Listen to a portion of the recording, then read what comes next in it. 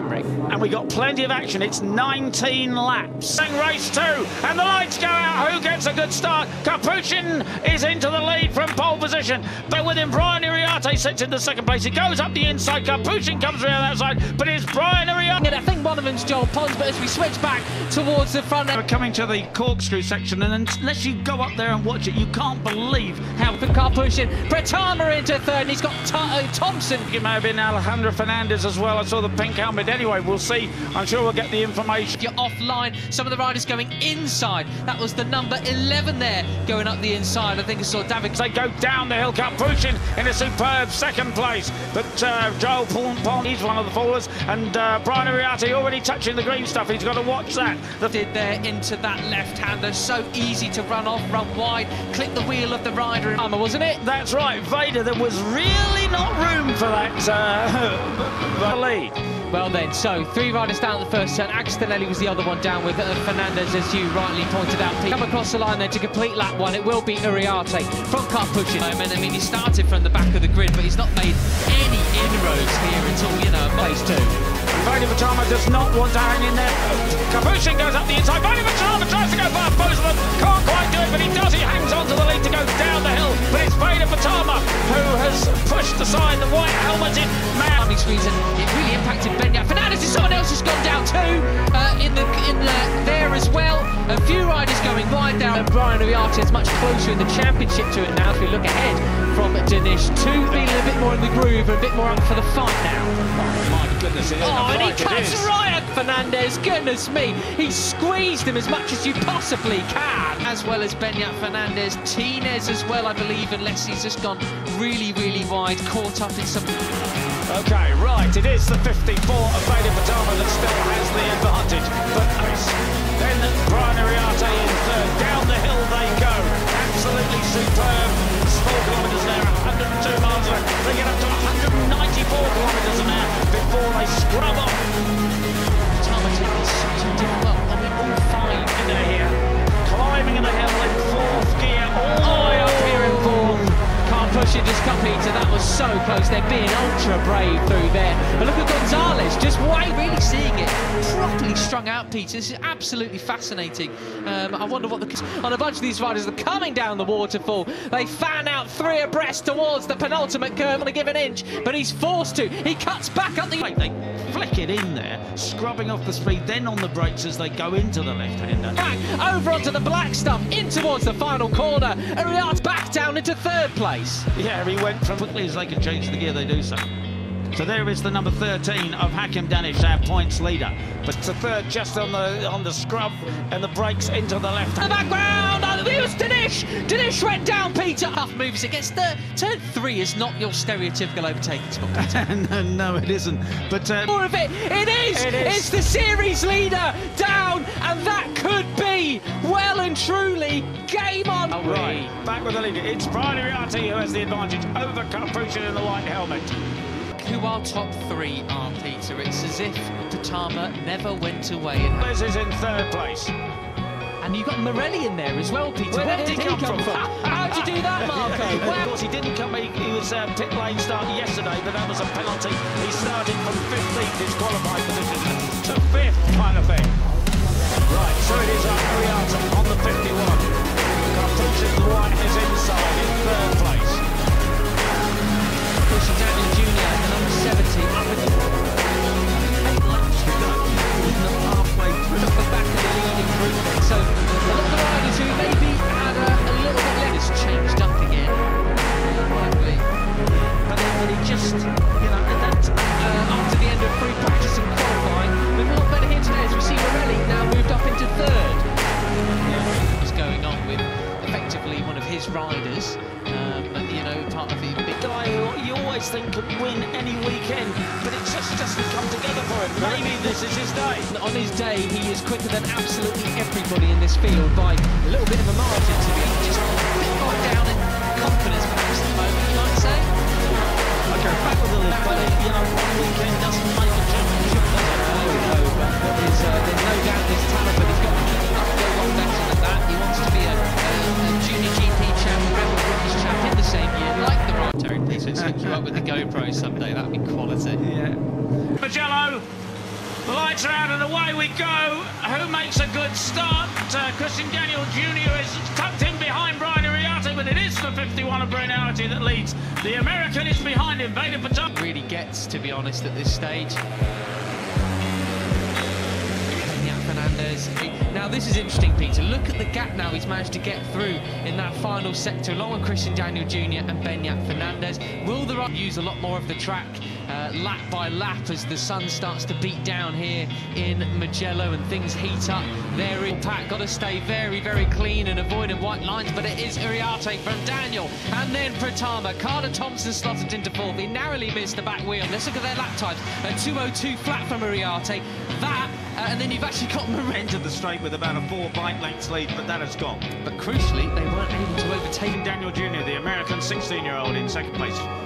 Brian Uriarte in third, and looking wide back there is Marco Morelli, the 95, the Argentine sub. Just behind him, that's a really quick lap from the South African. We've not seen too much improvement for him so far this year in terms of his results, but he's far more in the mix. I do wonder what kind of race we're about to see. All the riders have forgotten what happened yesterday. Thought, can't have that kind of mess again. If I have more pace, I need to go for it. Chris's got it, he's got Hakim just ahead of him on the track for Malaysia.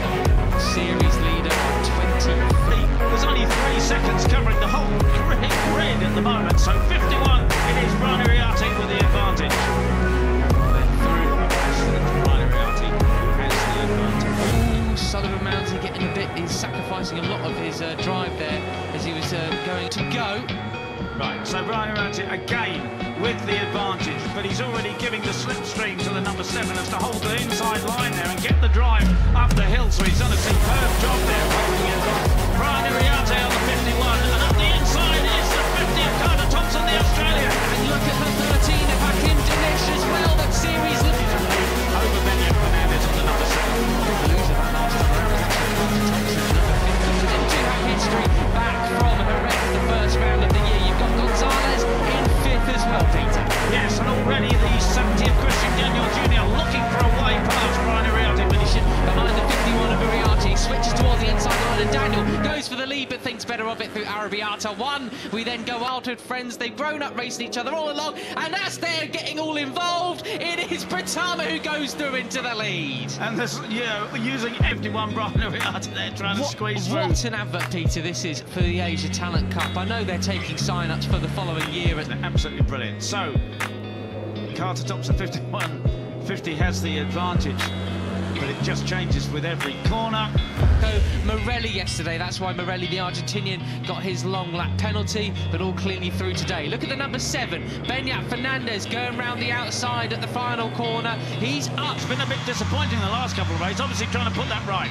Veda Ega, the 54, along towards 2nd or 3rd place now. Brian Uriarte snatches the lead right back from Carter Thompson. That was a brilliant set of moves. In 8th place, but now looking really strong there in 2nd place. The 85 of Mike Yu, he has the advantage again, out onto the start and finish to complete lap 2. They come, it is the 51 from the 7.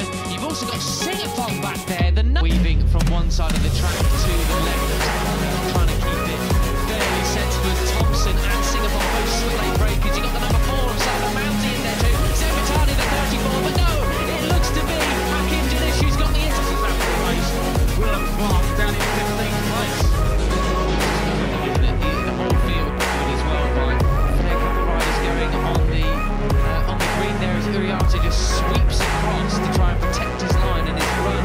Terribly, only as Singapore takes it straight back from him. I didn't see who it was who went way right. Asia Talent Cup 1, 2, 3, 4 right now at Red Bull Rookies Cup. Yesterday's race so far. Yeah, it's no one's really got the pace as before. It's a high 2:02 the last time around. They are going to get quicker and quicker as they get more confident. Yeah, and the advantage has disappeared, hasn't it? Because Singapore is already back with them, and as you say, they start to try and make a break. Right, so there is a second of Benyat Fernandez, the 17-year-old Spaniard, the winner of race 2, and he has the advantage. Previous winner so far this season. And the 34 of Zemitani is in 2nd place, the Japanese, 18-year-old Japanese. And he had a fine run yesterday.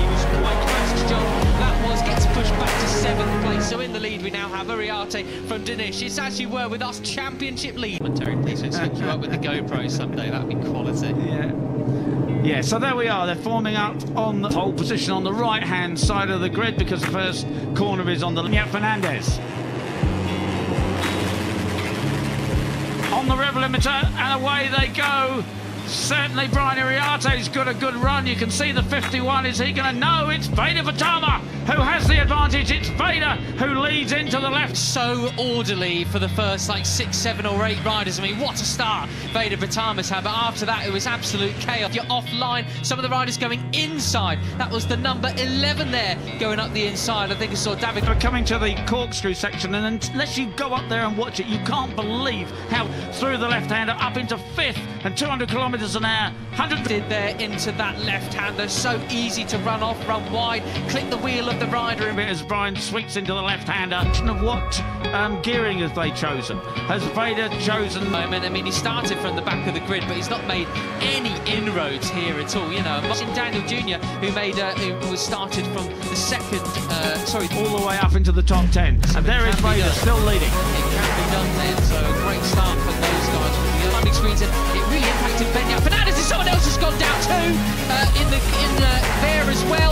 A few riders going wide down. Oh dearie me, what a big shame that was. Such a good charge, as well as Beruntun, Fernandez, Martinez as well, I believe, unless he's just gone really, really wide, caught up in some previous lap. We've been on board with Brian looking back at David. He's right on the tail of Veda Ega now. David Gonzalez, 11th in the standings, is 8 points coming away from that one. So but this is, he's going to get a bit of a nosebleed here running this high up.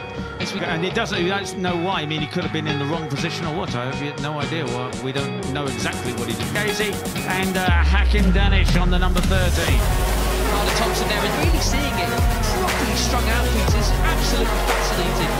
I wonder what most of the others, if I'm completely aging to this, they're in 202s. Everybody else is almost on his pole time. David Gonzalez is underneath the pole time at 201.7. Well, this is absolutely fascinating. Absolutely, pace and qualification, but not today. Fastest lap of the race goes to Hakim Danish on the back of this group, the number 3rd. Tough moves against third. Turn 3 is not your stereotypical overtaking spot. No, it isn't. But normally does. I wonder if he's just having to push quite hard to stay with the leader, the number 54.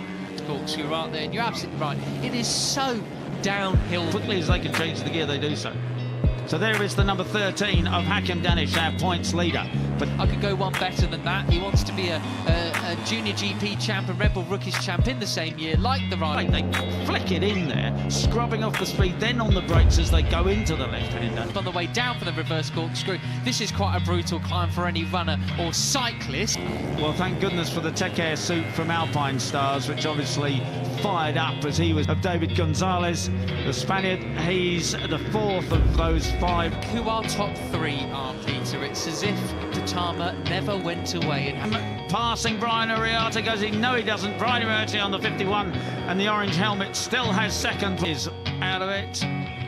He's in 2nd place in the points, but he's not down the corkscrew again. You're looking back at what a great picture that is. Iriarte and the leader Veda Ega on the 54. Still plenty to action. They're being very sensible, Peter. It's like a very high-speed game. They have that step up to be a consistent contender. Gonzalez really knows his place there, but you need the slipstream. So there really is no point in doing anything silly at this point of the race. Just hang in there. Obviously, he started from the back of the grid. Didn't get the first lap that he would have wanted. We'll have to see what happens tomorrow. He's got incredible talent, but it just has up weekends and down weekends. That's just the way it is. I do know I was just going to say, Maverick Vignales going on with effectively one of his riders.